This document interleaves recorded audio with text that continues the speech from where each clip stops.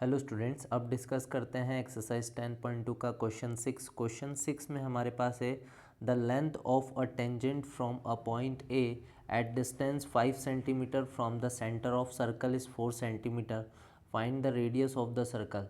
Question में बोला गया है कि एक पॉइंट ए है और ये जो पॉइंट ए है ये हमारा सर्कल के सेंटर से 5 सेंटीमीटर पर है, ठीक है। और वहाँ से हमने एक टेंजेंट ड्रॉ किया है जिसकी लेंथ हमें 4 सेंटीमीटर दी गई है और हमें इस सर्कल की रेडियस फाइंड करनी है, ठीक। तो क्वेश्चन में क्या बोला गया है कि हमारे पास एक सर्कल है और इस सर्कल के सेंटर से, मान लेते हैं सर्कल का सेंटर ओ है, इस सर्कल के सेंटर से हमारा जो ए पॉइंट है, पॉइंट ए, वो 5 सेंटीमीटर की डिस्टेंस पे है और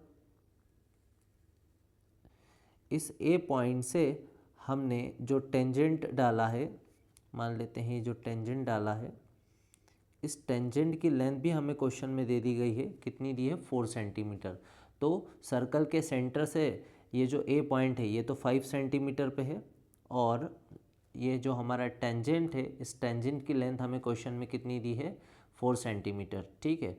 तो आपको थोड़ा सा यहाँ पर इस बात का ध्यान रखना है कि क्वेश्चन में जो लेंथ है, जो टेंजेंट की लेंथ है वो बाद में बताई है और ये बात यहाँ पर इन्होंने पहले बता दी है कि जो पॉइंट ए है वो सेंटर से कितना दूर है, वो सेंटर से 5 सेंटीमीटर की डिस्टेंस पे है।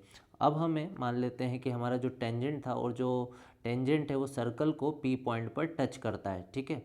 तो हमारा यहाँ पर ये जो ओपी होगा ये रेडियस का काम करेगा और हमें इस सर्कल की रेडियस फाइंड करनी है, मतलब हमें ओपी फाइंड करना है।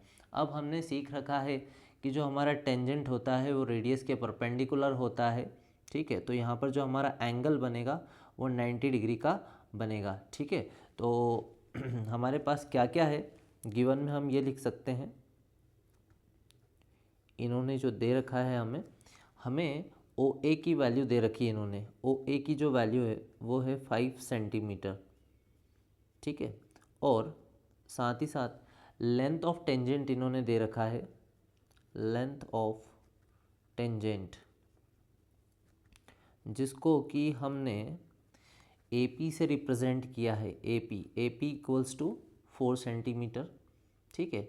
अब हमें क्या पता है कि ओ पी जो है हमारा ए पी के परपेंडिकुलर है, तो हमने यहाँ पर सिंस का साइन लिया और लिख दिया कि ओ पी जो है वो ए पी के परपेंडिकुलर है। यहाँ पर रीज़न आ जाएगा हमारी जो थ्योरम है 10.1, वहाँ से हम स्टेटमेंट ले सकते हैं, tangent to a circle, tangent to a circle is perpendicular to radius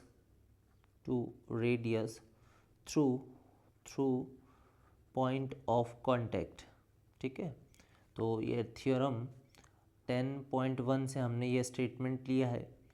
अब हम बोल सकते हैं कि जो हमारा एंगल ओ ए पी है वो 90 डिग्री का है, तो हम यहाँ पर ये बात लिख सकते हैं कि एंगल ओ ए पी जो हमारा होगा वो 90 डिग्री का होगा। यानी कि हमने ये प्रूफ कर दिया कि ये एक राइट एंगल ट्राइंगल है। तो राइट एंगल ट्राइंगल के अंदर हम पाइथागोरस थ्योरम का यूज़ करके ओ पी की जो वैल्यू वो फाइंड कर सकते हैं। तो हमने ऐसा लिख दिया कि in right triangle OPA, in right triangle OPA by Pythagoras theorem, ठीक है। पाइथागोरस थ्योरम आपको आना चाहिए। पाइथागोरस थ्योरम क्या होती है, H square equals to P square plus B square. अब यहाँ पर हमारा हाइपोटेनस का वर्क कौन करेगा, 90 डिग्री के सामने हमारी ये वाली जो साइड होगी, ये वाली लॉन्गेस्ट साइड, ये हमारी हाइपोटेनस का वर्क करेगी और हम इसे परपेंडिकुलर और इसे बेस मान के काम कर सकते हैं। तो हमारे लिए यहाँ पर पाइथागोरस किस फॉर्म में लग जाएगी, ओ ए का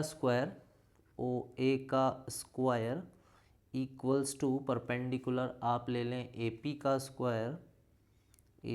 स्क्वायर और बेस हो जाएगा ओ पी का स्क्वायर, ठीक है। अब हमें ओ पी स्क्वायर की वैल्यू फाइंड करनी है। ओ ए की वैल्यू है हमारे पास 5 सेंटीमीटर और AP की वैल्यू है हमारे पास 4 सेंटीमीटर।